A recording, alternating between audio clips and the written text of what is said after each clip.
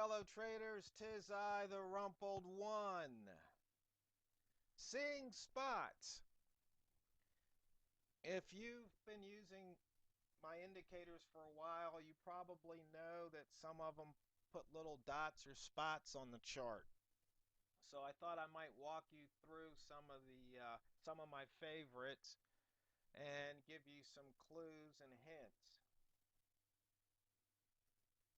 First thing I do is sometimes I like to have a hollow candle. And if you hit the F8 key, you can have your bar up color and your bar down color. But then you make the candle black. And then you can get the hollow candles. And I've got some of my favorites loaded up. The mid dots. This is the midpoint, high minus low, divided by 2.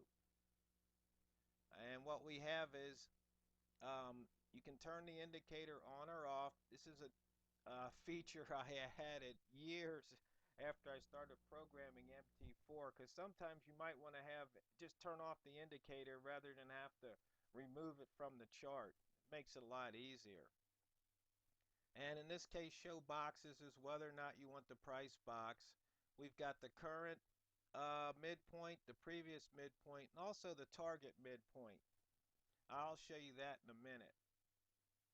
So you can see here we've got the current and the previous midpoint. So you see they're always equal. So when you're looking at the current candle, you can see if it's below or above the previous midpoint. We use the midpoint as kind of a balance point or a trade bias. So you see here, it closed above the midpoint, closed above the previous midpoint. And then see here, it closed below, opened below, and you can see what happened next. That's how I use the mid dots. The rat dots. It's simple. It's just 20 pips to show the rat zone off of the daily high-low. Right now we're on the M5 candle. Well, let's switch over to the daily so you might be able to get a... And this is the rat dots for today. So this is 20 pips below the high, and this is 20 pips above the low. And this is just for the current day. So if we switch over to the, that's why it goes over here, just for the current day. If we switch over to the H1 time frame, you can get a better idea. So you can see here, the euro right now is in the rat zone because it's below that gray dot. You can see here it was above the rat zone, and it came out of the upper rat zone, and now it's in the lower rat zone. Now, for those of you who are new, the rat zone, I discovered that or figured that out by running statistics, frequency distributions on the wick size of the daily candles. And usually the wick size is above 20. So what that means is if you get a trade, if you enter a trade inside the wick zone, it should come out of that wick zone. So if it makes a new high, then chances are it's going to retrace at least 20 pips or more. So this is where you want to enter your short trades. This is where you want to enter your long trades. Next, we have the wick dots. And we can turn this back on. Now, the wick dots, let me show you one other thing. It has a shift of 1. So in other words, we want to see the previous candle's wick dots. So you can see that's the high, that's the low.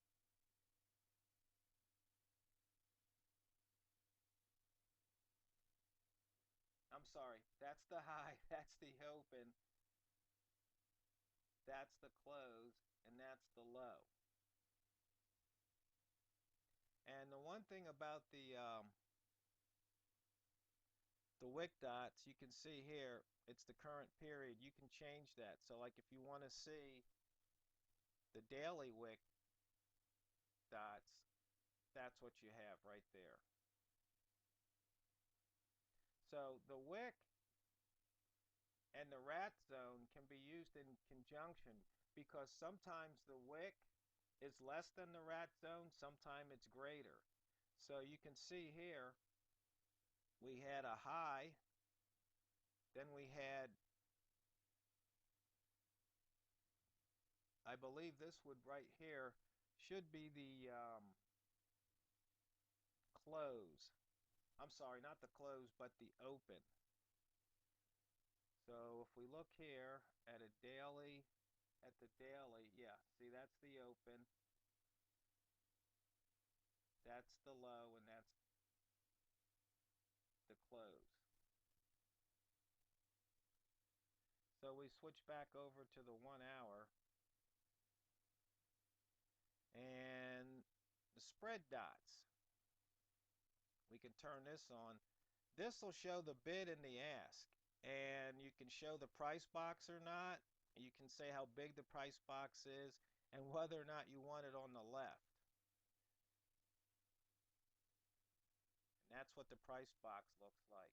Now, if you're trading, say, off the M5 or the M1, you can see it spreads out. And like I mentioned earlier, you can change the size of the box. Or if you like, you can turn the box off and just have the wingdings. I like to use the stars. But you can, I believe in this one, spread dots. You can use whatever wingding and color. Sometimes if I'm on a black chart, I'll switch it to white. Makes it easier to see. And as you can see, that's the bid dot, but this is the price the MT4 is showing. There's a difference, and that difference sometimes could be the difference between a win and a loss. You have to be careful there. And finally, indicator 2. Now, don't let this confuse you with the mid dots. So, because I use the same colors. So what we can do is we can turn off the mid dots.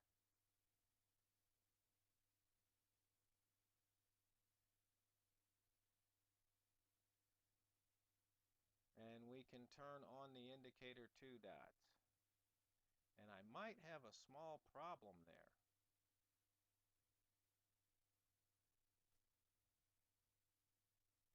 Okay, this is indicator 2, which it's a formula that I came up with, oh wow, way back around 2002 or 3, I believe. And I was looking for something that told which direction you should take the trade. And I couldn't figure out a name, so I was basically in the laboratories, and indicator 1 didn't really work out. And so this was the indicator 2 or test 2. And since I never came up with a better name, indicator 2 just stuck. And there's still some trading buddies of mine that swear by indicator 2. They say if you just sit in that trade until those dots change, you can take the lion's share out of the trade on just about any time frame. So you can see here you would have had a nice little scalp, and then you switched right there, and then you can see you would have had a nice little scalp here on the M5 time frame. And you can also look at it on the daily, and you can see here you can swing trade using indicator 5. So if you wanted to dive into the code, you can figure out the formula. It's basically based on an EMA 5 and whether or not price closes above or below the EMA 5. So there you have it. You're right, you're seeing spots and dots. And remember, it doesn't matter what indicator you have. because it's not what you trade, it's how you trade it. The Rumpled One signing out.